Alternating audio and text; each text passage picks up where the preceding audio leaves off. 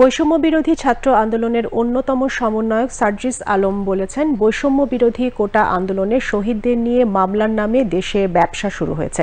প্রকৃত অপরাধীদের সাথে মামলায় জড়ানো হচ্ছে অনেক নিরপরাধ মানুষকে। গতকাল শরীয়তপুর সরকারি কলেজ মাঠে দুর্নীতি, চাঁদাবাজ ও সন্ত্রাসের বিরুদ্ধে অনুষ্ঠিত জনসভায় তিনি একথা বলেন। জনসভায় স্বরাষ্ট্র মন্ত্রণালয়, পুলিশ ও অন্য সকল আইনশৃঙ্খলা বাহিনীর সদস্যদের তদন্ত ছাড়া কাউকে গ্রেফতার কিংবা হয়রানি না করতে অনুরোধ করেন সার্জিস আলম।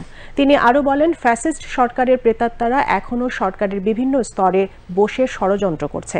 আগামী নির্বাচন পর্যন্ত ধর্ম, বর্ণ, রাজনৈতিক সকল ভেদাভেদ ভুলে সকলকে একসাথে কাজ করার আহ্বান জানান সার্জিস আলম। এর আগে ছাত্র আন্দোলনের শহীদ পরিবারের সদস্য ও স্থানীয় রাজনৈতিক নেতৃবৃন্দের সাথে মতবিনিময় করেন সমন্বয়করা। মতবিনিময়কালে সার্জিস আলম সহ অন্যান্য সমন্বয়কদের কাছে পেয়ে কান্নায় ভেঙে পড়েন শহীদ পরিবারের সদস্যরা। তারা গণহত্যার বিচার চান।